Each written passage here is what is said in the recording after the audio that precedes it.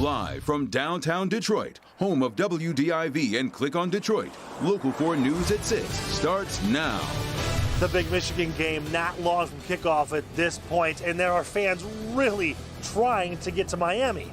Trying is the key word. Why they have tickets but can't get to the game. A police chase involving Detroit police stretches deep into Macomb County. What officers discovered after they used the pit maneuver to stop the car. But we begin with this weekend's winter storm and our first major snowfall of the season. Paul, you've been tracking this system for days.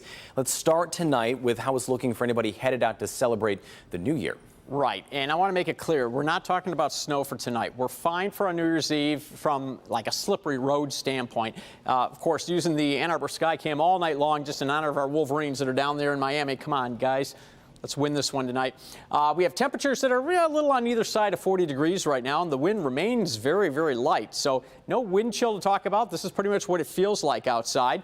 And there's no snow on Storm Tracker 4. It's too warm for that right now. But, yeah, couple little sprinkles perhaps coming into the state line there. There's another little patch that could be a little shower here. That looks like it's heading toward perhaps the Saginaw area, but not much in the area right now. So that's certainly a piece of good news. Now, later on, though, that could change. So we're going to see a lot of clouds around, but then notice even at 8 o'clock, there's not much going on, but then you see a few little pop-up little showers here, maybe patches of drizzle moving in by, this is again 10 o'clock, and just kind of drifting northward through the night. So not everybody getting one. Some of us will. You just got to be ready for it. And then you can see even after the midnight hour, by 2 a.m., there's still these little scattered showers in the area. But again, no big deal. And the other thing that's good news for tonight is the fact that temperatures are going to stay steady. We're looking at temperatures basically a little on either side of 40 degrees. That's very mild for a New Year's Eve, but just get set. The coldest air of the season coming in for Sunday into Monday, and then something else we need to talk about for next Thursday. We'll talk about that and this weekend snowstorm coming up in just a few minutes. All right, thanks, Paul. You've likely seen news of thousands of flights canceled across the country because of COVID-19, with airlines struggling to find enough employees to staff the flights. There's even more fallout tonight, leading to devastated Michigan football fans. Nick Monticelli is live tonight. And Nick, some of these fans can't get to the game even though they had tickets. No, it's a strange thing to think about, but it's the reality because of airline cancellations. And we're only about an hour and a half kickoff at this point, 7:30 in Miami. Fans wanted to get there, and they found out, I'm telling you, at the very last minute. I would have woke up with no sleep because I was too excited last night to go to bed, honestly. I would have had 3 hours of sleep. Cliff Grabowski Jr. is the biggest Michigan fan in the household. His dad and brother are huge fans as well, traveling the country for the Maize and Blue.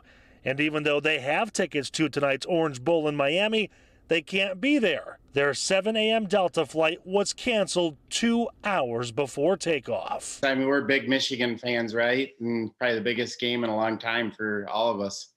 And it's very disappointing. Adding insult to injury, the Grabowski boys planned to fly out today because one had a basketball game last night. But mom and sister flew out yesterday. They're already there. The Grabowskis aren't alone, though. Now I'll be home by myself watching it. Jill Cooper and her husband are diehard U of M fans. Their flight was canceled on their way to the airport. We were almost there, yes. And we pulled it up one last time and it just said, your flight's been canceled. And it's one thing to have a flight canceled. It's another to have one canceled with no other way to get to one of the biggest games of Michigan's year. It's really frustrating. It's, the game of the year, the game of the, for a long time in coming. So to have it snap taken away from us because of our flight is so disappointing. I can't imagine how horrible that must feel. So I guess all we can do is hope for a Michigan win tonight, have Michigan in the national championship, and give these folks another opportunity to get to see a big Michigan game. By the way, Grant, Cliff Jr. already predicting this game, a 24-14 Michigan win with J.J. McCarthy making a huge play in the game to save it all. All right, let's hope he's right. Thanks, Nick. And we are getting closer to kickoff in Miami, and we're now less than 90 minutes away from Michigan taking on Georgia for a chance to play in the national championship. You heard Nick talk about it there. Let's get right to Jamie Evans, who's here with us. And Jamie, I mean, those fans stranded. What do you think about that prediction? Everyone's got opinions on how they're going to win this game. I will say if they make it to Indy, that's drivable. Yes, it is. So don't have to worry about this problem. That's right. Well, let's talk about the game, of course. Michigan's college football playoff debut tonight against Georgia. Number 2 versus number 3. It doesn't get any better than this. Michigan has known to have big play ability, but many believe this game will be won in the trenches. Michigan relies on the running game, averaging 224 rushing yards per game. That Georgia defense only allows 82 yards on the ground on average. Michigan had 39 rushing touchdowns. Georgia has only allowed 3 all season long. This matchup is strength versus strength. The Wolverines are 7.5-point underdogs. This week, the Wolverines said they've been underdogs all season. Remember, they were unranked coming in. They're using it as motivation. We knew that a lot of people would be counting us out. I saw somewhere the 0.05% chance of making the college football playoff, anything like that. A lot of people didn't believe us this year, so that kind of drove us this whole season. And it's going to continue to drive us. We're not done yet. We still have 2 more games to play. And so we're just excited to get out there and show everyone what we can do. I like that. He says they have 2 more games to play. Against Ohio State, Hassan Haskins ran right up the middle. Tonight against Georgia, that might not be an option with big defensive tackle Jordan Davis there. Offensive coordinator Josh Gaddis is going to have to get creative. Coming up in sports, more on this matchup and some keys to victory from a former Wolverine. All right, thanks, Jamie. Well, a dangerous police chase involving an armed robbery suspect ends in Macomb County. New Baltimore police assisted Detroit police with stopping the suspect's car using a pit maneuver on 23 Mile in Jefferson. The pursuit started in Clinton Township and then went up to Harper, Jefferson Hall Road, and towards Selfridge. Police say they found a gun inside the suspect's car and a child in the passenger seat. Thankfully, nobody was hurt. And as we get ready to ring in the new year, police all across Metro Detroit are going to be working to stop some dangerous traditions. Stepped up patrols are going to be out looking for people shooting guns into the air and drunk drivers. We're going to have extra drunk driving patrols out there, impaired driving, also speed enforcement. Those troopers will be concentrating strictly on those specific crimes. Celebratory gunfire isn't just a Detroit thing. It's all over the place. We see it in our townships that we patrol in Oakland and Macomb County. We'll be looking for that too, and there's a zero tolerance for that. If you see anything dangerous happening during New Year's, police say they want you to call them. And with fighting crime, especially on a huge holiday weekend like New Year's Eve, you need manpower. Detroit police will be out, but not in full strength because, like everything else, COVID has hit the department. Larry Spruill is live at police headquarters. Larry, what is the chief saying about these staffing shortages? Good evening, Grant. Chief White says he has some officers who are out because of COVID, and when it comes to manpower, his department is getting creative.